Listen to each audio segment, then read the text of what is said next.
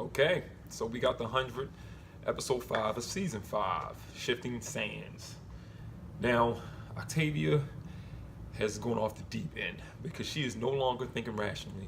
She wants revenge. She wants to get back at these people for hurting her and betraying them, and she's not going to trust anybody. She's been in leadership too long, and down in that, what did Bellamy call it, a gladiator cult or something like that. She's no longer thinking like somebody who remembers who can do what. I mean, Clark made some decisions, a lot of decisions people didn't like throughout this whole entire series, but not as many times. I mean, it was always for the better of what she thought. She wasn't trying to be selfish most of the time and stuff like that. So, I mean, I think she should be listening to Clark. And Clark knows about this. She survived out there that long. She was out there this whole time. Not Bellamy and his crew, not Octavia and her gladiators, you know what I mean? And it's funny because I noticed this season. I mean, you can notice it last season too, but Indra has really calmed down and used a lot of rational thinking. She is a good thing she's there with Octavia because she's going to be her anchor. I really think. I think that's the only way. That's the only person who can really reach Octavia. Remember when she told her, well, Octavia was telling Indra, don't love anybody, that way nobody can hurt you. How many people in the world are like that today? You know what I mean? I can't open my heart, it gets hurt. That's what happens when we're not cautious of who we give our heart to and our trust to. But at the same time, people do change and you do get hurt. We're supposed to be prepared for stuff like that. It's hard, I know, I understand. But Indra told her, I love you. Would you say that that makes me weak? And Octavia couldn't justify that. She couldn't. And then she looks at Bellamy. She loves Bellamy. She's just mad. She's filled with anger and everything that happened over those 6 years in the bunker. But, oh yeah, the pilot dude with the prisoners. Why do I keep forgetting his name? I don't remember his name. But that dude, he's cool. Like I said, I mean, you could call it from when you first saw him interact with everybody else. He's not one of them. He's just not one of them.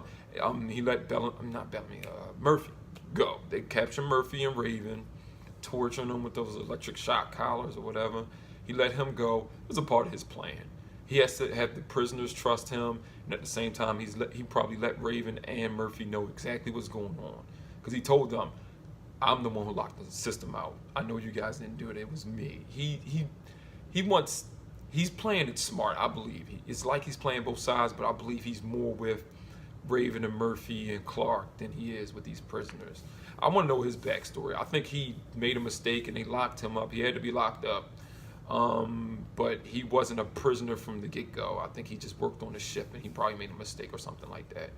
Or some people were, I don't know. I want to know his backstory, but we know where he's going to end up. He's trying to help. That missile attack that they launched on Octavia's camp and stuff, he was hoping Murphy would tell them. He was hoping that. I'm pretty sure. You can see the look on his face when they wanted to fire another missile and stuff. But all right, let me backtrack a little bit. That sandstorm that Clark was warning everybody about in the Shadow Valley. You know, she said it's like crystallized pieces of sand, which is like glass spinning around and stuff. They had to, huddle up together and slowly move through that to get away from the missile attack that they were warned about with Murphy. And I'm coming back to Murphy in a minute. But they got some kind of sand slugs that get in your body and do the alien thing, rip through you and spread out. And Octavia got hit by one. You know, I bet she was glad Clark was there at that moment. You know what I'm saying? It's just, this show just throws so much at you. I was like, oh snap, we got the aliens things happening.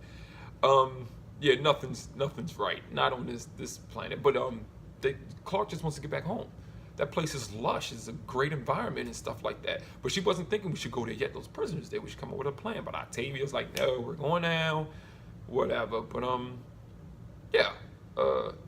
Okay, whatever. But let's get back to Murphy. When Murphy was let go, he was running, and Echo and everybody got him. And what's her name? Marty, the little girl. He called her a hobbit. I guess they read Lord of the Rings, or maybe they even had some Lord of the Rings DVDs up in the Ark or something. I don't know, but he called her a hobbit. But you know what? When they was in the truck, and she was like, I thought you would be funnier, because Clark told her stories about everybody and everything that's happened.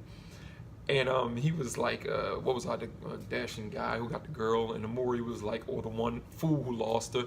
But as soon as that shock collar shocked Murphy, who's the first person to call out his name and come to his side, like, oh my God, are you okay? Amori. She still loves him, man. She still loves him. And she stayed behind when he got released out the truck, when he was like, leave me out here, they could probably track you guys, I'll stay behind. She stayed behind. I was like, she still loves that man. Come on now. She saw him getting shocked in that collar. He decided to stay behind. He's brave. Murphy is brave. He's a survivor. You know what I mean? He's always been. Jaha said it at the beginning when they first got cool with each other, looking for the city of light. He's a survivor.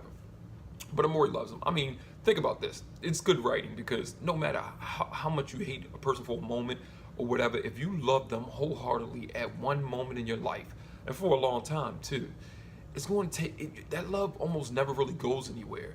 I mean, caring for the person, the love can be built back up. I think she just cares for Murphy deeply. It's like the first person out of all these people that she knows that she cared for. So, you know, there's still feelings there, and they're going to rekindle that, I'm pretty sure. But this is interesting. Remember when everybody, the other crew, met back up with Bellamy and Clark and stuff? And, you know, the first thing the first thing Echo and Bellamy did was kiss as soon as they met back up. Not, oh my gosh, you're safe, I missed you. He didn't like stroke her face and she rubbed his hair. They kissed. That's that, they're deep in love, not the, we're just fooling around or I like you. No, they're in love. They kissed as soon as they saw each other. Now, they both had to know everybody was going to see that kiss. Clark saw it, she peeked up and she's like, oh, okay, they're a thing now.